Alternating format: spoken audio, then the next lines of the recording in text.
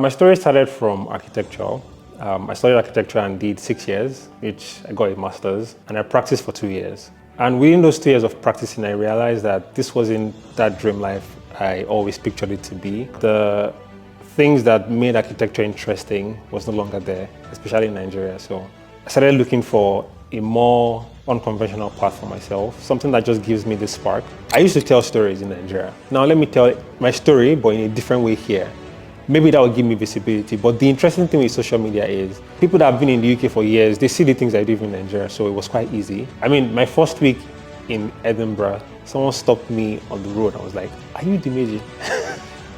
And it felt weird, but that was when I knew that, okay, I have social capital to go all out with this thing. Hi, I'm Dimeji Ajegbile, and this is the story of how I've done a million and one things, but then finally I'm in a place where I realized that just being me is enough.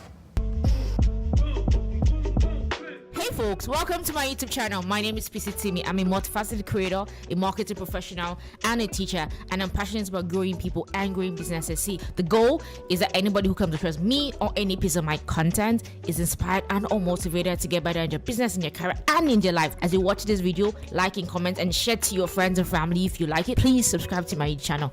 Enjoy this video, and I'll see you. Peace. Hi, my name is Dimeji Ajegbile. I'm the co-founder and CEO of Fotopool. My story started from architecture. I studied architecture and did 6 years, which I got a master's, and I practiced for 2 years. And within those 2 years of practicing, I realized that this wasn't that dream life I always pictured it to be, because when I was 7, I remember pointing at one building in Ibadan, Cocoa House, and I was like, I'm going to do something like this when I grow up. And that was where my love for architecture really came from. But then while practicing, I realized that the things that made architecture interesting was no longer there, especially in Nigeria. So I started looking for a more unconventional path for myself, something that just gives me this spark. And while in uni, I used to design. So I would use Photoshop, CorelDRAW, and all those things. And I started experimenting with all sorts of creative expressions. So I would make videos. I bought a camera at some point. I'll make videos. I'll try, designs. People that did politics in school design their banners and all of that. And then I realized that with design, there is a particular way you tell stories with visuals that really gets people very emotional. So that just made me a little more interested, and I started practicing storytelling in different ways. So I would make videos, I would try anything really that just made me tell stories. But then the day I realized that I think the best form of storytelling outside of the visuals would be showing people the things that normally they wouldn't see.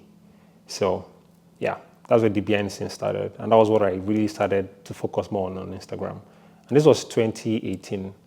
So I had just moved back to my parents' house in Ibadan, and there was a free building that nobody was using. So I just said, I'm going to use this and build out a studio. And then I started sharing the process of turning that apartment into a proper studio. So I shared the journey of how I'm going to the furniture store today to buy wood, to come back home and piece it together. I mean, architecture really helped with that. And while sharing that journey,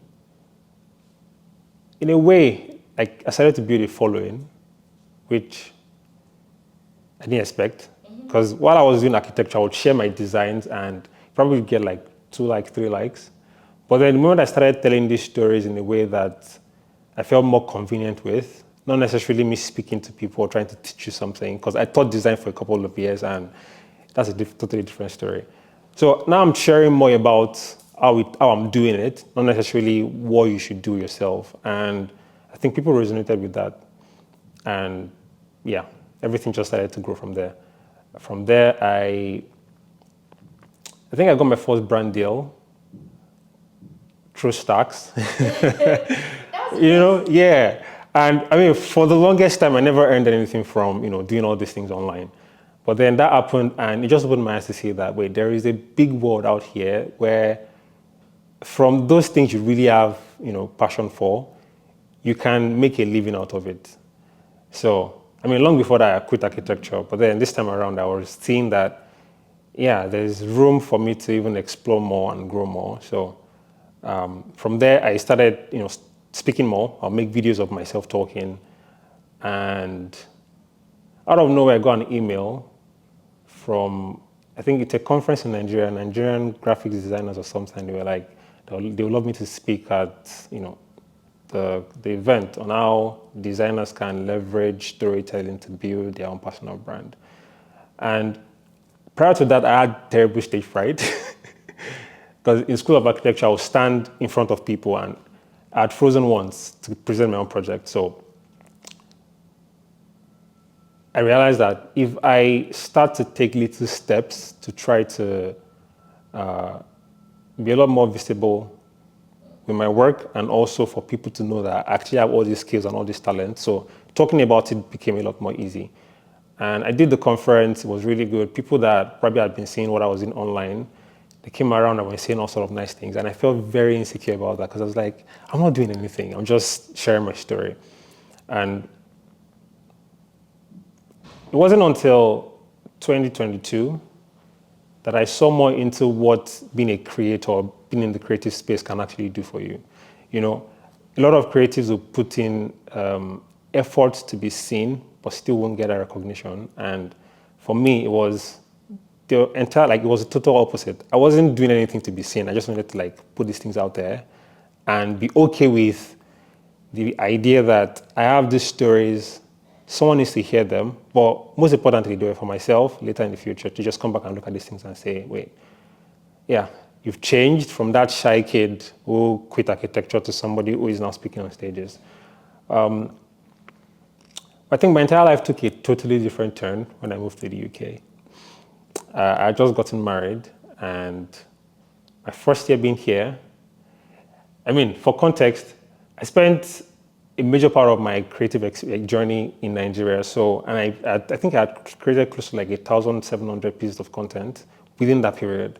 And then I moved to the UK, and for a year, I probably didn't create anything close to 50. It was just really hard.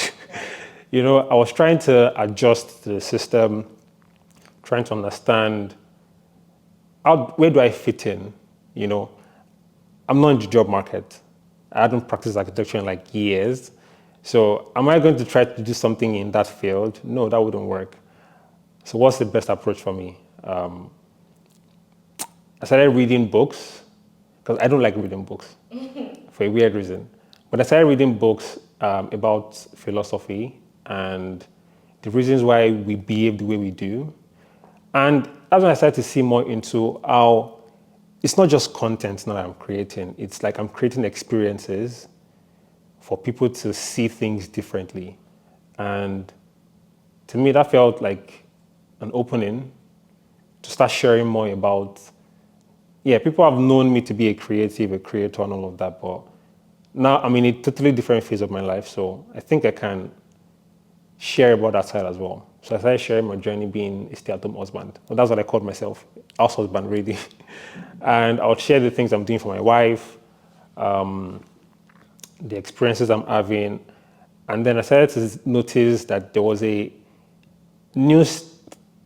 I started getting different kinds of people follow my content. People who were looking for something good for relationships, dads who felt like they need to do better for themselves and their children, and all of that. So I couldn't even control that because it just felt entirely different from my world. And in the process of trying to figure out content, entrepreneurship came into the picture, right? I was on Instagram that day. I was trying to look for possible content avenues I could explore for myself because I didn't want to feel stuck as just someone making videos and waiting on brand deals to make a living. So then I came across a woman's video. She had just had a wedding, and the photographer called her 10 days after the wedding and said that, can she come to the hotel where they did the wedding? I want to take additional photos. And she was curious, why are you trying to take additional photos? But eventually, after pestering him for a long time, he confessed and he said that he lost all the pictures to their wedding. And she made a statement and she was like, I really don't care about pictures of me from the wedding. It is what was happening in the wedding, the people's experiences, people's faces, and all of that. And the first thought that came to my mind was, if this happened to someone I know, I think the best thing would just be to call a couple of friends who probably were at the wedding to send pictures to a Google Drive. But then after spending more time thinking about that, okay, if this would work, then maybe something can be built around this. And I happened to meet someone who they've actually started building this exact idea. And she shared it with me, and I was like, wait, I thought about this thing like some 4 months ago, even though I didn't do anything about it. But they have already put down a few things. They built an MVP.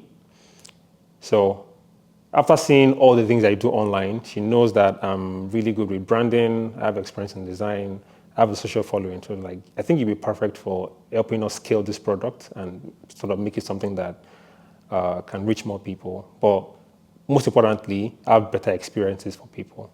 And that's how I became a co-founder and CEO of a company, from just trying to understand more about, okay, what really gets people to make decisions the way they do.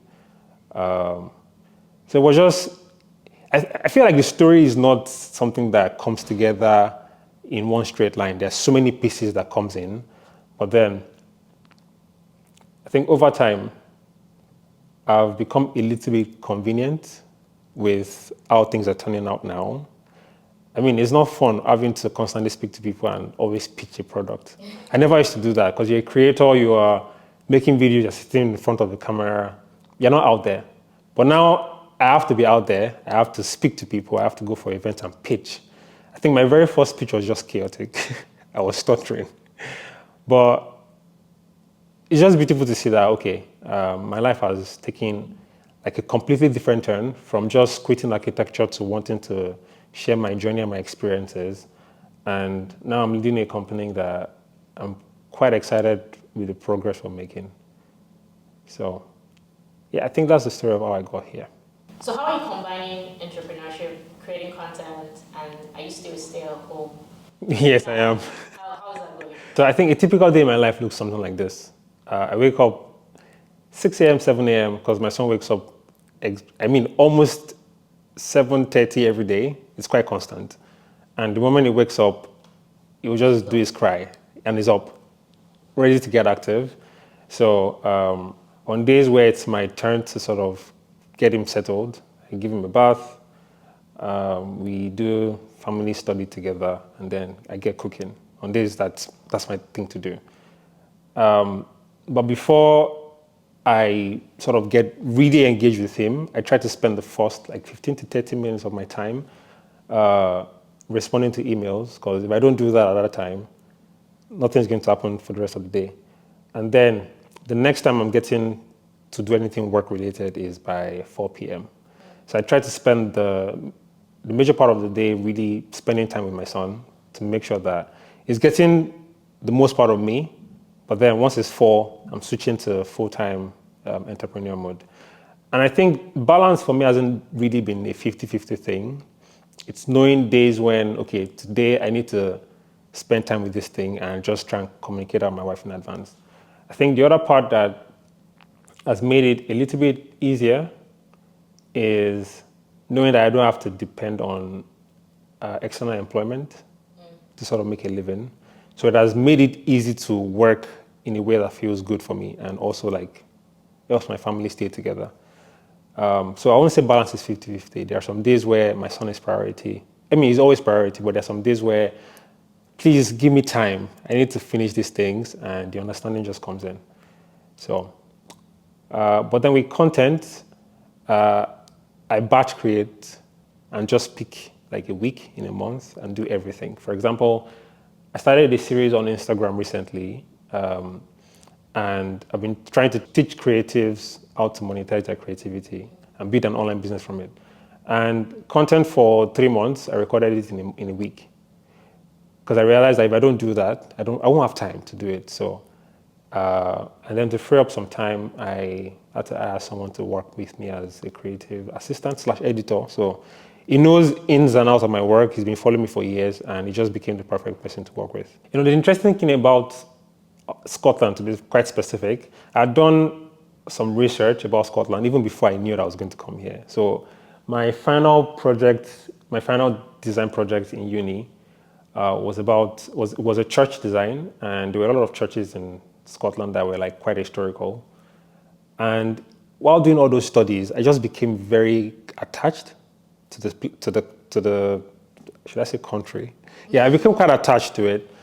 So when I met my wife and everything happened and I realized, okay, I'm coming here, it just felt like, oh, okay, I think I know this place. Not in person, but I know it from my head and from the kind of experiences I've had from research. So coming here was not so difficult. I think the code a little bit, but I adjusted quite quickly. But then the shift really came when I noticed one thing with the UK. You need to play the system or play the game of the system and play it well in a way that eventually, if you understand it, you can break out. So me coming here, I didn't plan that I was going to get a job because that wasn't the intention. It was that I'm going to come here and try and explore everything possible to push out all these things that I know how to do. And even before Fotopool started, I would go to events and take pictures of what was happening because I realized that most people in UK who are Africans really, they host events, really nice, but you probably would see anything from it. They won't share pictures, you won't really. So I said, any event I go to, I'll take pictures and just send it to the event organizers via email. And that's how I started building a little bit of community. People started knowing that, okay, this guy does this. I even got like a gig from just random. The person saw me at an event taking pictures and was like, I have this thing for youth next month, and we would love someone to come and take pictures there, and I did that. I'm not a photographer, but then I was able to just pick my experiences from making stock photos and all sorts of different things to just get that done. Realizing that I used to tell stories in Nigeria. Now let me tell my story, but in a different way here. Maybe that will give me visibility. But the interesting thing with social media is people that have been in the UK for years, they see the things I do in Nigeria, so it was quite easy. I mean, my first week in Edinburgh, someone stopped me on the road and was like, "Are you Dimeji?" And it felt weird, but that was when I knew that, okay, I had social capital to go all out with this thing. So it wasn't like an instant shift. But then it took me really understanding what the system looks like in like 6 months to 7 months. And then me working with Google when they released the Pixel Fold was like the breakout. How so? So I used the Pixel. And even right when I was in Nigeria, I used the Pixel 2, the 2A, the 3. I mean, I used almost all of them. And I would share about it on Instagram, and that's what I used to make all my pixel photos, like my stock photos. So I think there was a time I got an email, but then they wanted to send a device, but Nigeria, they couldn't send it. So I just forgot about it. And June of 2023, that was like 6 months after I moved, I just got an email that said, the new device is coming out and we want it to be in the hands of creators, and we know you use the device, so we'd love to send it to you. And that's how that happened. And there was no obligation to post about it, but then I just chose to share the unboxing and all. And people really loved it. And then that was when people really knew that I was in the UK. And then I think 3 months later, they sent another one. So just having those things happen, it opened my brand to a lot more UK brands. People started to say, oh, you're in the UK. We've been thinking of doing this. Let's work on this together. And yeah, that just became a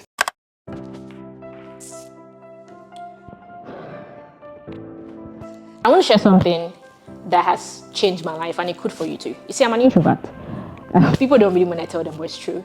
I panic when I have to talk to people that I don't know, when I have to walk into a room full of a crowd and I don't know anybody there. I used to have very strong social anxiety.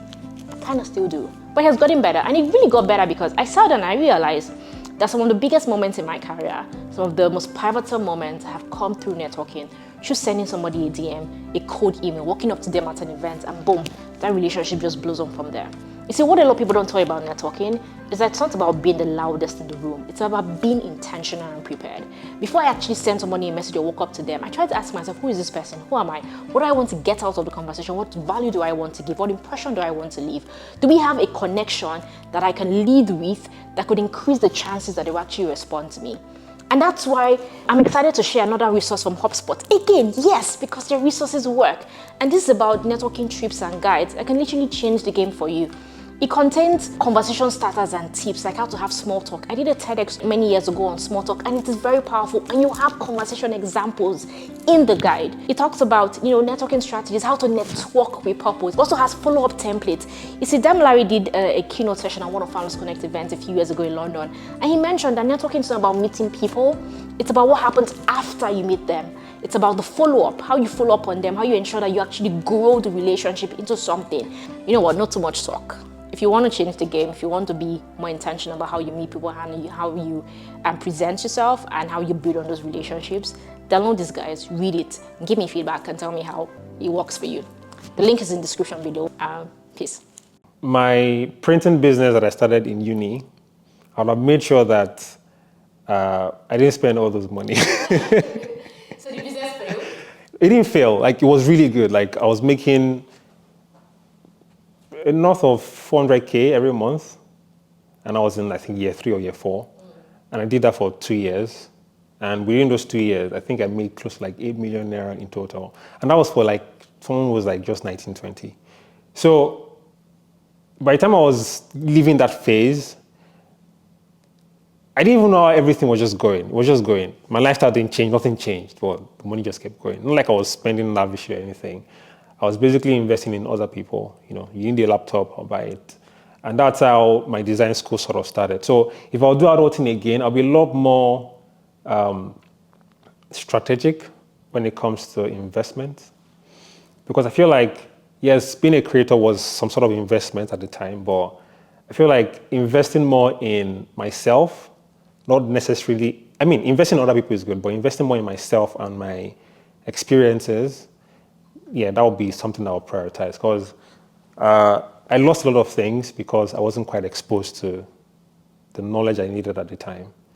I had some really great ideas that if I pursued them, they would have become really big things in Nigeria. But I just felt like, My year 2, I was just playing around with this idea of digital banking. And that was when, I don't even remember, was it eTransact, GT Bank? That was when it was becoming a thing. And I was just thinking in my head, like, why don't we have more people doing this? And I was in year 2, that was like my second year in uni. And I did like a very funny web page to just see if I can share this with people and get their experience, because I was learning design. And a few people said, that it would actually be nice to be able to instead of just using mobile apps, you can have things that are not connected to banks, but then they're like entities like wallets. But I didn't just explore that. And because, like I said, I didn't have the knowledge. I was studying architecture. There was nothing, I had nothing close to business knowledge then. So now, if I'm going back, I think I'll try and just take that part seriously. Because after 4 years, startups just became a big thing in Nigeria. You're building a startup now, so. It's not too late, but I feel like, it's smooth now, but when it started, it wasn't all that smooth. So. Yeah. It feels like you had a lot of jobs. You just casually mentioned a design school. Yeah.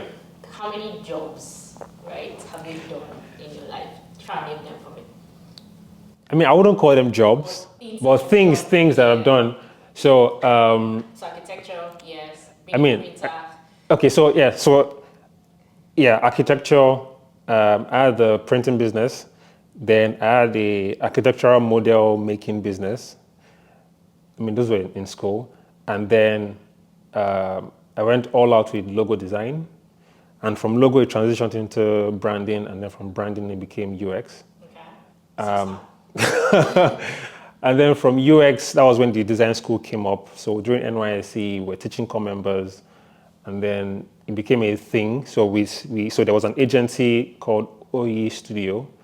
And then the OE Studio now created a a learning platform, because we would do designs and websites and all for clients, but then we didn't really have talents that could continue those things, because we do really great work. But then for the businesses, they were not just great because nobody was managing those things or making it better. And we didn't want to constantly be on retainer. So we started training people that can be placed in those places. And then I started content creation. Became a podcaster. 10 stock photos. Oh yeah, so stock photos came out of design. So while I was doing branding and graphics, I had clients in Canada and Italy who had churches and wanted people that were black to be in the pictures. And it was quite hard to find stock photos of these people without having to pay. So I would just snap my stuff and use. And then a friend asked about one of those designs, and I was like, oh yeah, he said I should send him the pictures. So I sent it to him. And in like 3 months of sending those pictures to him, I've seen like other designers use it. So a friend just said, what if you just put these things up on Splash and Pixels? Have you ever seen yourself on a billboard randomly? Yes, I have. I've seen people even send me pictures. Like there was a day I was entering That was stock photo. It wasn't like it was a brand day. It was like, oh, a brand just took your stuff. Yeah. There was a day I was entering a mall in Ibadan, and there's a internet provider called Smile, and my face was on the billboard. It felt weird. And then everything just became too extreme in 2020, because I did this COVID-19 series where, with face mask and all. And people would call me that we saw your picture in the hospital, we saw a picture on a calendar. And also, my mom had even showed me one before. She got a calendar from an event, and it was my picture that was there. So I think the stock photo era was very fun. At the time, I got one of my biggest clients in design from that. The person just found me on Pixels and was like, do you do design? I said, yes. And yeah. So, and then now I'm a founder. Okay, so I counted 10. 10. Yeah. Liquids of life. But I mean, they all sync in a way. Yeah. It's like this nature to want to just explore. Yeah. And that's what I always tell people who listen to the things I talk about. First thing is try to be original, then add value. And anything you're doing after all of that is just experimenting. Because if you don't experiment, how will you know how good you are with certain things? Like I never knew I could make videos or even speak in public until I started trying and making videos. Even there was a time I used to make cooking videos on YouTube. Thinking about it, I just... A chef on YouTube, that's probably a different thing as well. Falls under like yeah. Really creative. So now imagine if you then choose to explore all of these things. I feel like that would be too weird, but they add up to something. So that was where I found my passion for cooking, of making videos too. That was like the first time I even knew about YouTube, like 2016. And if I had taken it seriously, who knows? Maybe I'll be as big as Diary of a Nigerian Chef or something. Makes sense. The last question I was going to ask was, I guess if you have any words to other creators or creators who look up to you and are inspired by you. I think I'll just try to make it clear that, look, don't try to idolize anybody. We have our crazy moments, our sweet moments, things that you don't even see, like you don't hear about. But what you should focus the most on is trying to follow a path that feels unique to you. You can pick cues from different people. Like when I started making videos, I studied like 7 people, Matt Diavela, Gary V, Fisayo Fosudo, and a few other persons. I tried to understand what was their style, what were they doing right. And I started applying bits and pieces of that to what felt unique to me. And I would hear people sort of say, oh, Dimeji is very consistent on all of that. I picked these things from different people and applied it to what I really wanted to do. So, pick things from people, explore as much as possible, but the core of it all should be you and be 100% you. I mean, nothing is new, right? But there's a way you can present yourself and your work that makes people go, okay, yeah, this is different. It doesn't mean it's anything entirely new that people haven't seen before, but what they are seeing is you, your identity, not necessarily the things you're creating. So I think that's what I would say. Focus on that, and it will make your life a lot easier. Because right now, I don't have to stress about content. Yeah. Yeah, like as I was coming today, I was just making different videos. Not like I'm going to post them, but then if a day ever comes and I need to tell a story around something, all these different clips comes together into something that can tell a story. So Makes sense. What would you pick, creating or editing? I think editing. Really? Yeah. I spent a major part of my content creation thing editing, and that's where you really make the emotions come to life. You know, you can send the same video to two different people, and the results from that, you'll be blown away by one, and then just feel like meh for the other one. So, yeah, I spend more time editing because I know those very tiny details, they communicate more to someone in a way that you don't even know, like you don't even understand. So, because I could just sit down and make a video and that's it.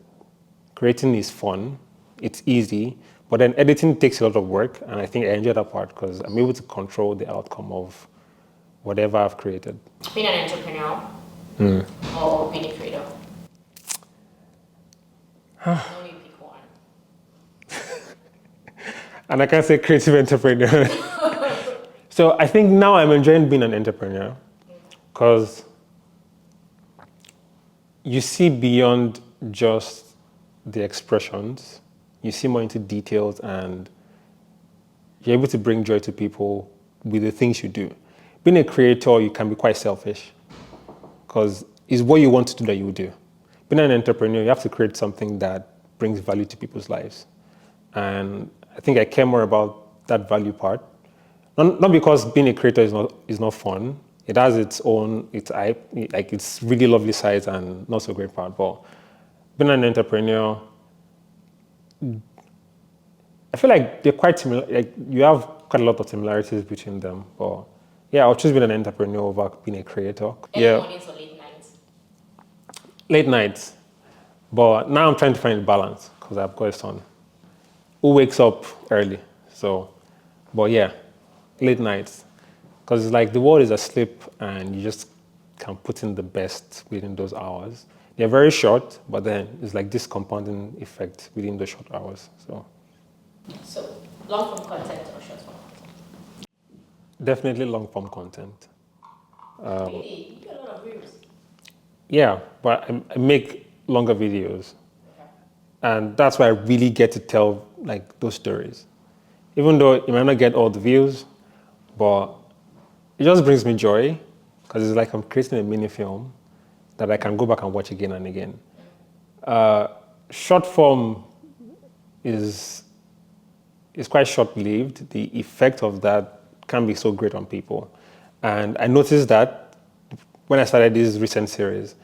Now I'm making 2 minutes, 50 seconds videos on Instagram, and I'm seeing a lot more engagement and a lot more people like actually saying this is valuable compared to the very short ones where you just say something aspirational and that's it. So yeah, I'll choose long form. Yeah. I agree. Photography or videography? This feels like an easy one. Videography. I thought you would say that. Yeah. Instagram or YouTube or podcast? Podcast. Really? But YouTube, yeah, podcast. So YouTube or podcast format? I would say video podcast. Video podcast. Yeah. Okay. Chaos or structure? I'm in between. Structured because, Structured chaos. yeah, structured because I don't want to be caught in a funny place where there's no direction. But then in the middle, because there are days where you just need to do things that are quite spontaneous. So I feel like as a creator, as a creative, you can't thrive if there's no chaos. And if you're too structured, you get bored. So finding the balance is good. I mean, it's not 50-50, but finding the balance is good. Final question. Coffee or tea? Tea. You don't drink coffee? No. I'm too much of a... I'm quite hyper when... Yeah. So I don't do sugar. I don't do caffeine. And then my sleep is terrible because architecture ruined my sleep. So adding coffee or sugar to that is just a nightmare. Any final words from you, T? if you would ignore this entire video, I think one thing I want you to take away is it can start small, but then it's got so much potential. Like, you have no idea how big it can become if only you choose to take those little steps. If you think back at the first set of things you did as whatever it is you're doing right now as a creator, business owner, and all of that, in the moment it's not great. It's not glamorous, it's not big. But then if you look back at the last 5 years, I'm sure you will see the growth. So look at it in an exponential way, not linear. And that's how I sort of see my life. I'm doing these things not because it will give me this grand effect right now, but in a few years, I'm going to look back and say, I made a video recently about see you in 10 years, and I did a showreel of the last 10 years. And while making the video, I cried because I was like, this is not the same person. So, take stock of what's happening in your life right now and let yourself know, remind yourself every day that 10 years will be different. And that should be enough to keep you going.